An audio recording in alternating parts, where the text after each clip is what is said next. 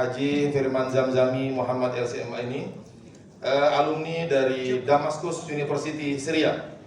Kemudian juga beliau merupakan narasumber di OS Radio Jakarta. Kemudian juga konsultan PT Amplifit di Jakarta. Beliau dilahirkan di Tanjung Karang 9 Maret 1973.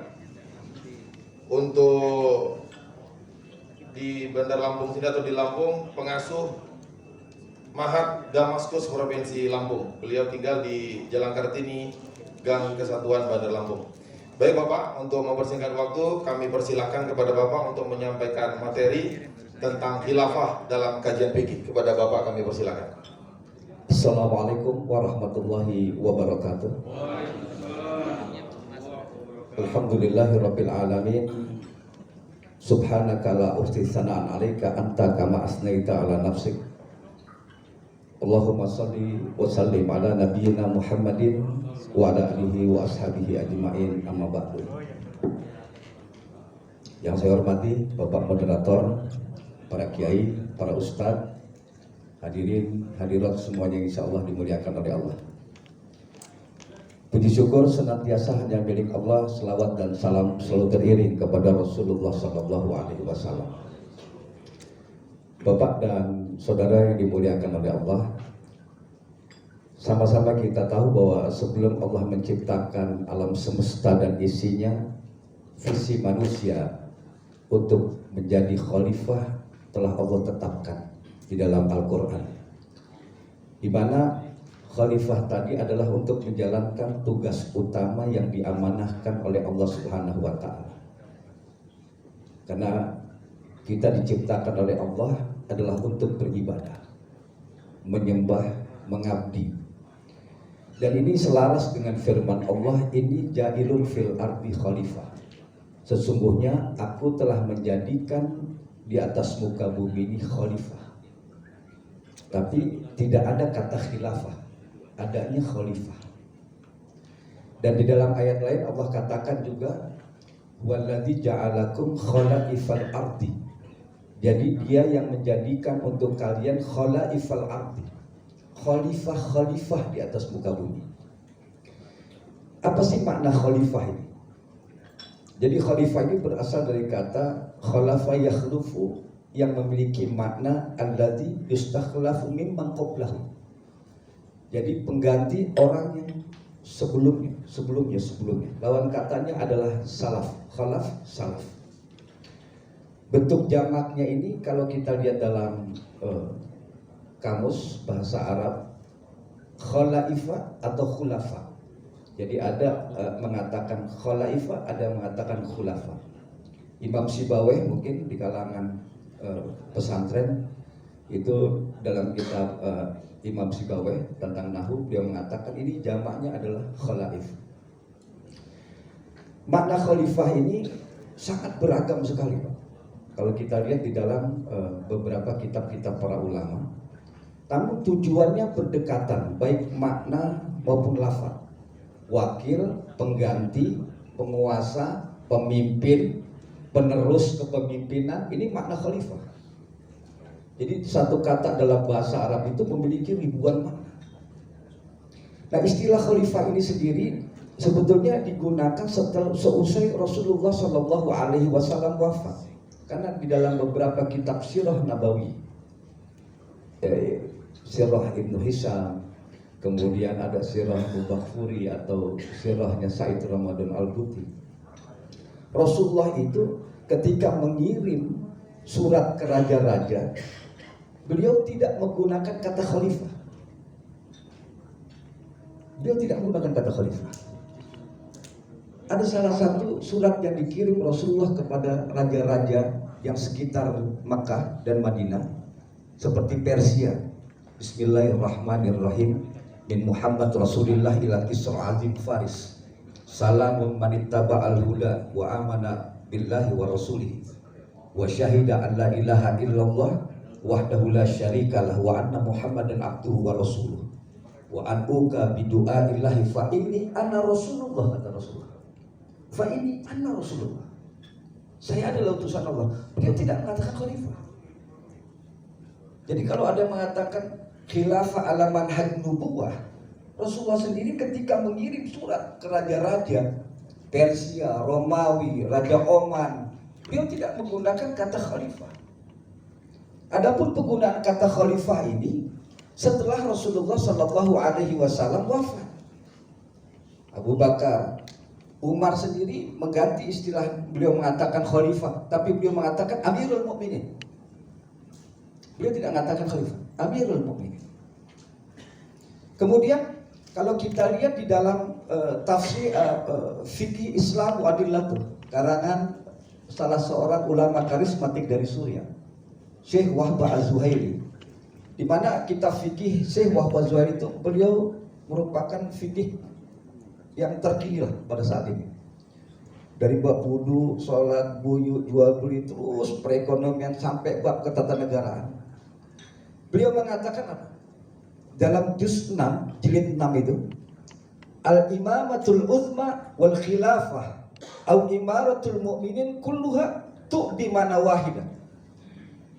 Yang namanya pemimpin tinggi atau khilafah, khalifah atau amirul mu'minin itu memiliki makna yang satu. Wa tadullu ala wazifatin wahidatin. Itu memiliki fungsi yang sama, fungsi yang satu. Apa fungsinya? As-sultatul hukumiyatul ula, yaitu suatu kepemimpinan pemerintahan tertinggi. Waqad arafa wal ulama ul islami. Beliau mengatakan apa? Banyak ulama-ulama Islam itu mendefinisikan tentang ini bita'arif mutakharibah, tapi definisinya mutakharibah, berdekatan sebetulnya. Imam Mawardi, kemudian dari karangan di luar ahli sunnah wal jamaah mendefinisikan kata khalifah ini mutakharibah, berdekatan. Apa maknanya? Bahwa kata Syekh Wahbah Az-Zuhairi, ilman bi annahu la yustaratu sifatul khilafah. Artinya bentuk negara itu enggak mesti bentuknya namanya khilafah. Bisa aja NKRI, Negara Kesatuan Republik Indonesia. Di Suriah, negara sosialis Al-Jumhuriyah Al-Arabiyah As-Suriyah, Republik Arab Suriah. Al-Ishtirakiyah, sosialis. Di Mesir, Al-Jumhuriyah Al-Misr, Republik Mesir. Di Yordan, Al-Mamlakatul Urduniyah Al-Hashimiyah. Maroko, Al-Mamlakah, Kingdom, Kerajaan Maroko. Saudi sendiri adalah bentuknya kerajaan. Artinya tidak harus mesti bentuk itu adalah khilafah, tidak. Boleh bentuknya apa-apa, macam-macam boleh, silakan. Mau kerajaan, mau republik, mau sosialis, apa segala macam. Kemudian beliau juga menyatakan bahwa ada 3 unsur utama untuk menyusun sebuah pemerintahan, itu adalah akidah, insaniyah, dan akhlak. Dan ini kita sudah ada di Indonesia. Bahkan setiap negara kita punya. Kalau kita mau berbicara bahwa ini mesti khilafah ini harus berdiri, karena memang di dalam fikih itu ada bab tentang ketatanegaraan. Tapi ini adanya di jilid-jilid 6. Kebanyakan kita di pondok pesantren, kitab yang kita bahas kan hanya Kifayatul Akhyar, I'anatul Talibin, Fathul Wahhab. Tapi sebetulnya tidak membahas tentang ketatanegaraan. Nah, mereka masukkan ini fikih tentang ketatanegaraan. Tapi mereka kadang-kadang nyuplik-nyuplik dari pendapat-pendapat ulama untuk melegitimasi kebenaran keinginan mereka atau syahwat mereka. Bapak, kita kan sama-sama tahu ada 3 fungsi utama Allah Subhanahu wa taala, 2 fungsi utama Allah ciptakan kita di atas muka bumi. Tugas yang Allah berikan itu yang pertama, huwallazi ansha'akum minal ardi wastamarakum fiha. Allah ciptakan kita di atas muka bumi ini, yang pertama kan untuk beribadah, yang kedua wastamarakum fiha, kita memakmurkan bumi Allah. Yang namanya makmurkan bumi Allah itu kita memberikan manfaat. Kita bisa makan karena ada petani, kita bisa makan ikan karena ada nelayan, kita bisa memberikan manfaat putar. Kita jadi aman karena ada Pak Polisi. Pak Polisi bisa sholat karena ada ustadz, ada kiai. Ini namanya memakmurkan bumi. Dan ada satu, Pak, Rasulullah Shallallahu Alaihi Wasallam itu mengatakan dalam hadis yang diriwayatkan oleh Imam Tirmidzi, al-muslimuna ala syurutihim. Orang Islam itu di mana aja ala syurutihim, ada punya komitmen. Kita begini Pak, kita orang Islam di Indonesia. Ini orang Indonesia, ada suku ini di Indonesia. Berbeda dengan Islam yang ada di Arab. Berbeda dengan Islam yang ada di Eropa. Dan setiap umat Islam dimanapun harus memiliki komitmen. Kita di Indonesia, umat Islam punya komitmen. Apa komitmennya? Berpegang teguh pada Pancasila. Selagi kata Rasulullah, ma harramal halala wa halalal haram. Selagi komitmen tadi tidak menghalalkan apa yang diharamkan atau mengharamkan apa yang dihalalkan. Kalau kita lihat di Indonesia tidak ada kan yang komitmen Pancasila, kita berkomitmen pada Undang-Undang Dasar, pada Pancasila. Apa kita lihat Pancasila itu menghalalkan apa yang diharamkan atau mengharamkan apa yang dihalalkan? Maka kalau kita lihat di dalam konteks ayat Quran ataupun hadis, ketika kita bernegara dengan negara kesatuan Republik Indonesia, ini sudah sesuai dengan Al-Quran dan hadis. Apalagi yang harus dipermasalahkan? Bapak, kita negara ini diberikan kenikmatan yang luar biasa.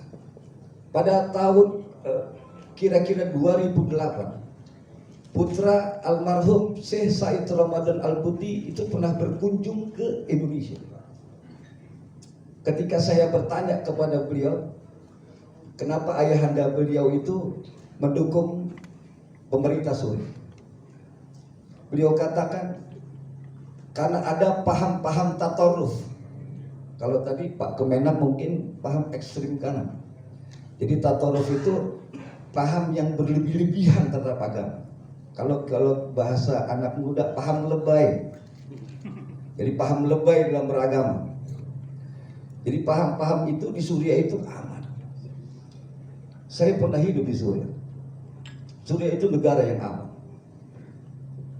Perempuan jalan malam jam 2 pakai gelang kanan 10 kilo, kiri 15 kilo, nggak ada yang berani ganggu, nyolek atau ngelihat sedikit.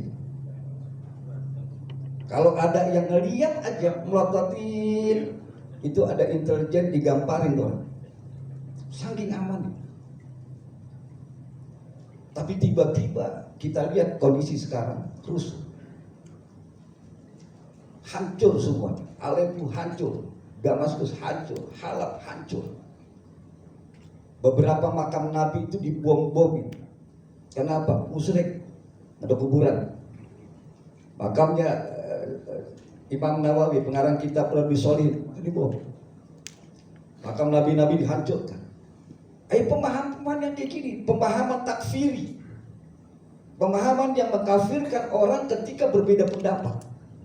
Ini pemahaman yang berbahaya. Dan ini muncul di Indonesia. Suriah itu aman. Kemudian timbul huru-hara, kekacauan. Maka beliau katakan waktu ke Indonesia, pelihara negara. Allah memberikan nikmat aman, nikmat ketenangan, nikmat kedamaian. Jaga negara. Lalu saya katakan, bagaimana saya menjaganya? Karena ada paham-paham tatoruf masuk ke Indonesia, paham-paham yang berlebihan dengan agama. Beliau katakan apa?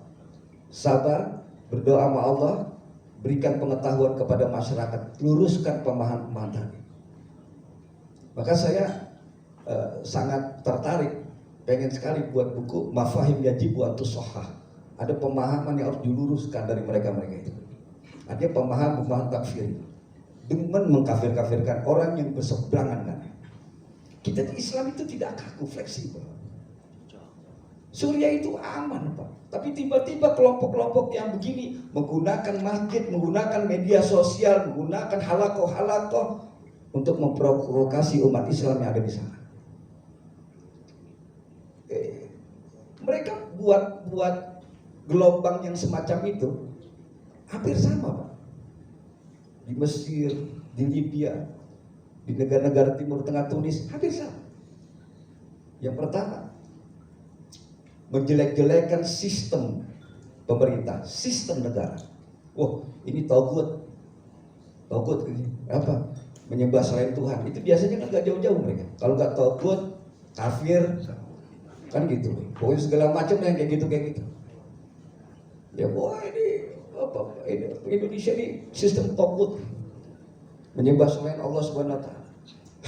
Mereka salah dalam memahami itu ayat di Quran. Barang siapa tidak berhukum dengan hukum Allah, faulaika humul kafirun. Barang siapa yang tidak berhukum hukum Allah, di dalam surat lain, ayat lain Allah katakan apa? Zalimun, munafikun. Orang yang tidak berhukum dengan hukum Allah itu orang kafir. Orang yang tidak berhukum hukum Allah itu adalah zalim. Ini ada istinbat dari para ulama tentang ayat ini. Makanya buka tafsir-tafsir tadi. Cuman masalahnya mereka juga punya tafsir sendiri, Pak. Ini yang jadi masalah. Maka perlunya pemerintah itu menyortir kitab-kitab dari Timur Tengah yang memuat paham-paham tatoruf kelewat batas kayak gini. Ini perlunya pemerintah. Kenapa paham-paham kayak gini ini masuk? Dari mana mereka dapat? Dari kitab-kitab yang dikarang ulama dari Timur Tengah. Ini dicegah. Kalau sudah bencana seperti di Suriah, Masya Allah. Saya pernah menangani pada tahun 2005 itu pengungsi dari Suriah. Anak-anak kecil dengan perempuan. Saya lihat janda nggak ada. Karena ada suaminya di Jerman, dia menyusul suaminya ke Jerman. Dia datang ke Indonesia, minta izin masuk atau visa di kedutaan Jerman yang ada di Indonesia. Saya tanya, aku taksirul dukhul fidduaril Arab, kenapa kamu nggak ngambil visa di kedutaan Jerman yang ada di Yordan, Libanon? Mereka tidak mengizinkan. Kenapa saya bilang tidak mengizinkan? Entah, nggak tahu. Karena Suriah itu bukan konflik agama, tapi Suriah itu adalah konflik negara-negara internasional. Jadi mereka disuruh tinggal di Suriah. Kalau mau perang mereka jadi korban, foto-fotoin sebar medsos. Telah terjadi pembantaian.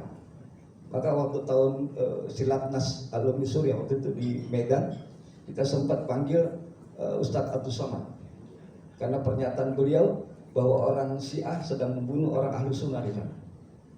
Ini ada ulama-ulama dari Suriah, ini ada mahasiswa Indonesia yang kuliah di sana, ada alumninya, ada duta besar Indonesia untuk Suriah, ada duta besar Suriah untuk Indonesia. Mari tabayun, klarifikasi.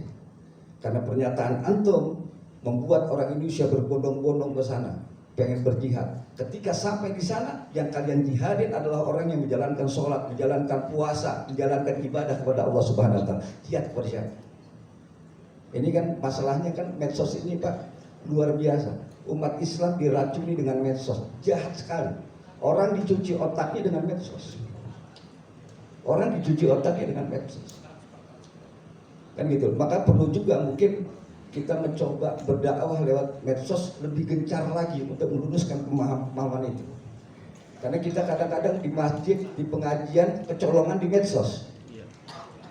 Medsos juga meracuni otak-otak, kemudian mendoktrin, mencuci otak-otak generasi-generasi Islam. Masih muda-muda udah pengen jihad. Sedangkan jihad itu dalam fikih kan ada syaratnya. Nggak bisa yang namanya jihad itu main jihad satu kelompok. Oh ini kelompok ini jihad, ini kelompok ini jihad. Dalam fikih itu ada aturan. Sholat ada aturan, diatur dalam fikih. Jihad juga begitu. Satu, harus dikoordinasi dengan pemerintah penguasa. Yang kedua, ada yang memberikan nafkah. Nggak bisa kita mau jihad-jihad ke sana misalnya. Lalu nanti kelaparan, ini dia ngerampok bukan berjihad. Maka fikih ulama-ulama itu menetapkan aturan dalam fikih. Kita negara sudah aman, tolong dijaga.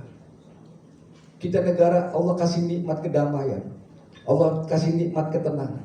Kalau sudah terjadi kayak di Suriah porak-poranda gitu, hancur-hancuran. Banyak ulama-ulama besar terbunuh di sana. Cita-cita khilafah Islamiyah yang kata Rasulullah nanti akhir zaman ada umat Islam dipimpin oleh satu umat Islam mimpin seluruh dunia. Jangan terburu-buru. Emang ada hadisnya, tapi jangan terburu-buru. Saya ingat perkataan Syekh Said Ramadan Al-Buti dalam muhadarah beliau. Beliau mengatakan apa? Membangun negara persatuan seluruh umat Islam di dunia itu bagaikan membangun sebuah kubah yang sangat besar. Kalau pondasi dan tiang-tiangnya tidak kokoh, maka kubah tadi akan menimpa dan menghancurkan fondasi dan tiang-tiang semuanya. Tidak perlu kamu capek-capek untuk menegakkan khilafah Islamiyah, persatuan umat Islam. Kamu terapkan Islam di rumah-rumah kamu dan masyarakat kamu, tanpa kamu bersusah payah, umat Islam akan maju, umat Islam akan bersatu. Karena umat Islam ini kan tidak pernah bersatu disebabkan karena tujuan dan motifnya berbeda-beda.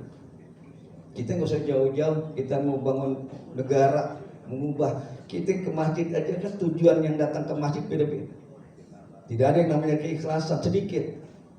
Padahal yang namanya ikhlas itu ketika kita melakukan sesuatu karena mengharap ridha Allah, ketika kita melakukan sesuatu karena pengen dekat Allah. Kita datang ke masjid orang macam-macam tujuannya.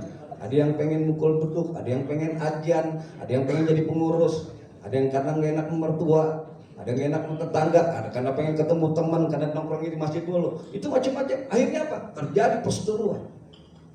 Kita apalagi kita membuat negara dengan tujuan yang macam-macam. Sudah, hilangkan dulu pikiran. Itu kayak bangun kubah, fondasi kamu gak kuat. Terapkan Islam di rumah kamu. Terapkan tanpa kamu susah payah juga begitu. Karena kekhilafan atau khalifah itu merupakan anugerah dari Allah Subhanahu wa taala. Sayyid Ramadan Al-Buti itu pernah mengatakan dalam muhadarah, ketika umat Islam di Makkah ditindas oleh Abu Jahal, Abu Lahab, segala macam. Abu Gosok doang yang gak nindas itu. Ditindas. Apa umat Islam pernah berpikir, Pak, mau buat negara Islam? Tidak. Ketika Rasulullah menyuruh hijrah para sahabat, kalau kita tanya kepada Abu Bakar, Umar, Utsman, Ali, dan para sahabat lainnya, apa mereka berpikir membentuk negara Islam, khilafah Islamiyah di Madinah? Tidak. Ketika umat Islam ada di Madinah, menang perang Badar, apa umat Islam berpikir, yuk kita buat negara Islam, bikin khilafah? Tidak pernah berpikir. Tapi kekhilafahan, pemerintahan Islam itu merupakan hadiah dari Allah Subhanahu wa taala umat Islam. Ketika mumarasatul ubudiyah, umat Islam mempraktekkan Islamnya dengan baik, mempraktekkan penyembahan kepada Allah dengan baik, Allah berikan hadiah. Tapi ketika umat Islam keluar dari jalurnya, maka khilafah tadi dicabut oleh Allah Subhanahu wa taala. Setelah Ali bin Abi Thalib, itu kan tidak ada khilafah. Oh, itu Bani Umayyah gimana? Itu Sultaniyah. Kesultanan itu. Bani Abbasiyah kesultanan. Itu yang mengatakan Habib Ali Al-Jufri. Bapak dan saudara yang dimuliakan oleh Allah. Artinya kadang-kadang kita selalu bermimpi. Ada orang mimpi, yang namanya mimpi boleh. Cuma jangan ngajak-ngajak orang untuk percaya. Yang bahaya ini kan kalau orang mimpi ngajak orang untuk percaya. Terapkan aja penghambaan kita kepada Allah. Terapkan agama kita dengan baik dalam rumah kita, dalam masyarakat kita. Tanpa susah payah kita bentuk-bentuk negara Islam. Akan berdiri sendiri. Orang akan menjalankan syariat agama Islam. Kita semua pengen yang dikatakan Rasulullah, nanti ada yang menyatukan seluruh umat Islam. Tapi kalau kita lakukan sekarang ini terburu-buru. Mesir terjadi huru-hara. Ketika waktu itu presiden yang digulingkan, kayak gitu, siapa namanya saya lupa, diganti oleh Presiden Mursi, terpilih. Presiden Mursi naik, mengganti undang-undang Mesir cuma satu, Pak. Mesir bersyariah. Akhirnya timbul huru-hara, kekacauan, dibakar toko-toko, banyak yang huru-hara, dibunuh, wah segala macam. Cuma satu yang diganti itu, Mesir bersyariah. Kemudian akhirnya Mursi dikudeta oleh Angkatan Darat, Jenderal Sisi, dikembalikan lagi Mesir ke undang-undang semula, aman Mesir. Padahal Mesir gudang yang ulama, Azhar ada di Mesir, ulama-ulama terkenal ada di Mesir, tapi Mesir belum mampu untuk menciptakan Mesir bersyariah. Apalagi kita, tinggal 5 menit lagi. Apalagi kita, kira-kira begitu. Ciptakan ketenangan, kedamaian. Kalau memang mereka pengen diskusikan masalah khilafah, mari kita buat diskusi panel. Bagaimana khilafah itu dalam Islam sebenarnya? Karena apa? Syekh Wabazi mengatakan hunaka tagoyur, ada perubahan mana khilafah. Artinya khilafah itu bukan sebuah bentuk, harus khilafah tidak. Pemerintahan kita begitu. Dan Rasulullah mengatakan al-muslimun ala syurutihim. Sudah, kita sudah punya komitmen buat negara kesatuan Indonesia. Jalankan itu dengan baik. Karena apa? Kita nikmat kedamaian, nikmat ketenangan ini sangat sulit untuk didapatkan. Ketika kita salah berpikir, hancur semuanya. Orang yang cerdas akan mengetahui akibat di awal. Orang bodoh akan mengetahui akibat di akhir. Demikian Bapak, Saudari, mereka barangkali ada yang mau ditanyakan, silakan. Baik, mohon izin Pak Ustadz, tadi saya belum lengkap menyebutkan nama Ustadz nih tadi. Jadi saya ulangi untuk nama beliau, Dr. Firman Zamzami Muhammad LC MA. Karena nggak semua orang bisa dokter ya Pak Ustadz. Saya mohon maaf tadi lupa menyebutkan ya, gitu ya. Baik, kita masuk ke sesi tanya jawab. Bagi peserta yang ingin diskusi, mungkin ada hal-hal yang tadi kurang paham yang disampaikan oleh Pak Ustadz, monggo kami persilakan untuk bertanya langsung. Ya, silakan yang di kanan dulu, karena tadi yang di tengah, nanti habis ini yang di tengah. Silakan yang di, tolong mic panitia. Enggak.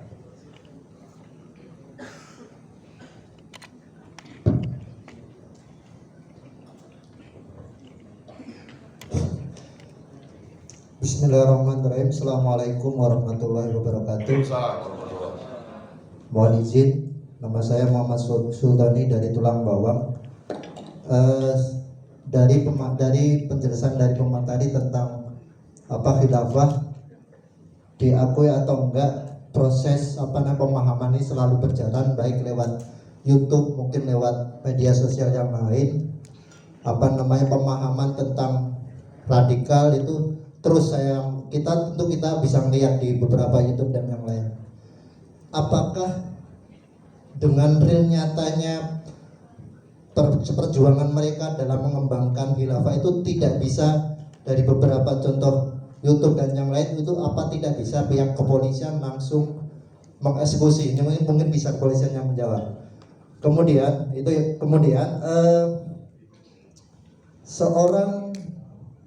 seseorang yang ingin memahami agama, kemudian bertemu dengan guru ataupun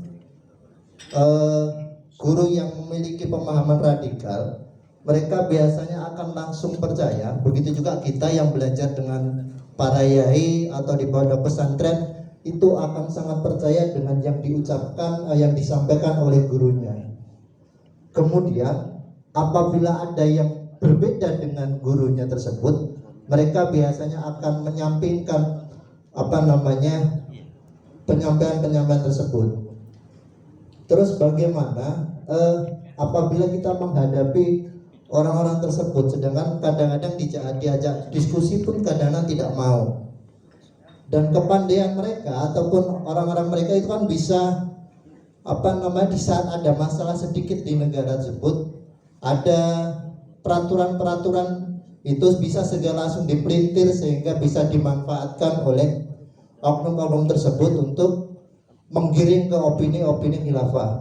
Itu mungkin itu saja. Saya kira. Assalamualaikum warahmatullahi wabarakatuh. Baik, jadi begini, karena tadi ada 3 pertanyaan. Yang pertanyaan pertama untuk kepolisian ini nanti ada sesi tersendiri, nanti kita akan hadirkan dari intelijen dan Densus 88. Nanti kalau saya jawab, saya nggak jadi moderator, saya jadi pemateri, gitu. Bukan nggak bisa, bisa saya jawab. Ya, bahkan pakai bahasa Arab saya jawab. Cuma kan beda porsinya, begitu ya Pak Firman ya. Nah, nanti yang dari Densus 88, wah, ini pertanyaannya nanti akan saya salurkan. Jadi pertanyaannya saya simpan dulu, nanti saya berikan ke Densus 88 karena pasti akan lebih fokus dan lebih tepat dalam menjawab. Baik, versinya Pak Ustadz silakan disampaikan. Baik Pak, artinya kadang-kadang mereka ini yang berbahaya ini kan Pak, mereka belajar agama dari Pak Yai YouTube sama Yai Google. Ini yang jadi masalah. Dan memang perlu, artinya bukan kita para dai, para ustadz, para kiai yang ikut memberantas paham tataruf ini, paham Islam berlebihan ini. Tentu juga peran serta dari pemerintah, artinya bisa Kemenfo, Kemenkoinfo, artinya untuk memblokir situs-situs yang memang bisa membahayakan. Dan ini pernah dilakukan oleh pemerintah Suriah ketika huru-hara itu terjadi, cuman agak terlambat karena mereka kadang-kadang menyebarkan pemahaman-pemahaman itu kayak begitu. Yang kedua, banyak juga bukan hanya lewat media sosial, tapi ada beberapa masjid-masjid yang khotibnya itu membuat kita tekanan darahnya jadi naik, karena bahasa-bahasa provokasinya itu sangat menyentuh. Dan ini memang harus ada kerjasama antara pihak kepolisian, Kementerian Agama, para ustadz, para kiai, kan gitu, untuk kumpul kita bicara visi dan misi tentang tema khutbah. Karena masjid ini merupakan sentral bagi umat Islam. Ini yang saya pernah katakan, di Turki kita belajar dari sejarah. Erdogan ketika waktu itu ada percobaan kudeta, Erdogan presiden Turki, itu corong-corongnya, provokasinya lewat khutbah-khutbah, lewat masjid. Makanya kita perlu mungkin dari, maaf, mungkin saran masukan Pak Polisi, artinya dari pihak kepolisian membentuk satu korps mubalik khutbah di bawah naungan kepolisian. Nanti kemudian kita mendata masjid-masjid, bekerja sama untuk memberikan mengirim dai-dai kita ke masjid-masjid tadi, ya kan? Dan kemudian temanya pun sudah disiapkan, artinya tema-tema yang menenteramkan, mendamaikan, begitu. Karena kalau di Timur Tengah itu seluruh masjid-masjid baik khotib maupun imam itu kan bukan sembarangan, Pak. Mereka harus didata oleh pemerintah. Kalau orang tiba-tiba ujuk-ujuk jadi khotib, jadi imam, bisa ditangkap. Baik di Saudi, di Suriah, di Yordan, di Mesir, semuanya. Mereka punya syarat. Cuman kemarin waktu wacana itu pengen digulirkan oleh pemerintah, dianggapnya kriminalisasi ustaz, gitu kan. Padahal itu bagus, supaya apa? Karena mimbar-mimbar di masjid ini siapa aja bisa ngomong, kan gitu. Kadang-kadang pengetahuannya juga dari yai Google sama pesantren YouTube. Itu kadang-kadang mereka ngomong di mimbar tanpa ada pengetahuan. Ini jadi masalah. Mereka mungkin ini perlu pembicaraan, perlu kompromi untuk menyelesaikan masalah-masalah ini. Kemudian yang kedua, masalah mereka yang sulit diajak diskusi, karena yang namanya keyakinan ini repot, Pak. Orang komunis itu dia berkeyakinan bahwa komunis itu adalah benar, ateis itu benar karena keyakinan. Orang Syiah ini yang benar, kenapa? Itu karena keyakinan. Jadi makanya ada ulama mengatakan kalau meruntuhkan keyakinan orang itu lebih sulit daripada melepas tali kolor. Kenapa? Sulit sekali. Harus buka celana, harus segala macam. Keyakinan sulit. Salah satunya itu ada solusi yang diberikan oleh salah seorang ulama itu. Tasawuf itu merupakan ilaj minat tatarrufi, solusi daripada paham-paham radikalis. Akhirnya tasawuf itu bukan berarti harus kayak toriko, kayak zikir-zikir, bukan. Tapi ada memberikan pemahaman, ada teori-teori seperti kayak kitab Risalah Qusairiyah atau Ibnu Athaillah Sakandari. Artinya pemikiran-pemikiran yang semacam itu, yang itu sebetulnya bisa meluluh lantahkan pemikiran-pemikiran tatarruf tadi. Dan ini diterapkan memang di beberapa negara. Cuman kita ngelihatnya memang teori yang semacam itu atau metode yang semacam itu sulit dianggap tinggi di Indonesia. Padahal itu yang benar-benar sangat ampuh. Tinggal siapa kokinya saja yang masaknya. Baik, itu aja, mungkin barangkali ada pertanyaan lagi. Baik, terima kasih Pak Ustadz. Ya, selanjutnya, monggo yang di tengah. Kasih mic.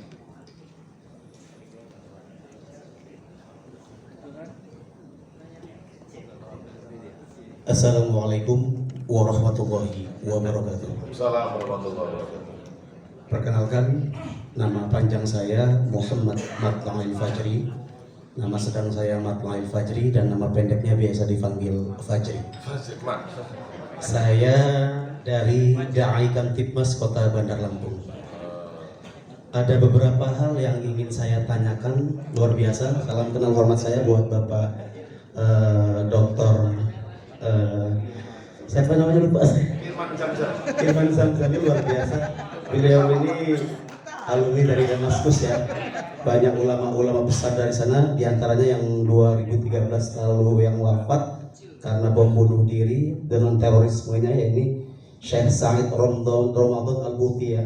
Beliau juga memang salah satu panutan saya, dan juga beliau ini yang ada kitabnya yang ditampilkan itu kitab Fiqhul Islam wa Adillatuhu karya Profesor Syekh Wahbah Az-Zuhairi, salah satu ulama kontemporer yang kitab-kitabnya luar biasa. Salah satunya yang disampaikan beliau kaitannya dengan khilafah dalam kajian fikih.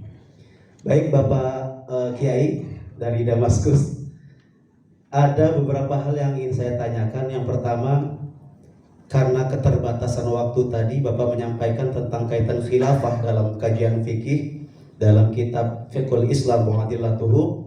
Jadi ada beberapa yang terlewatkan, apalagi kitab itu tebal ya, kurang lebih 10 jilid ya saya. Yang bagian hukum itu diantaranya di bab 6 dan bab 7 atau jilid ke-6 dan ke-7. Jadi tadi antum belum menerangkan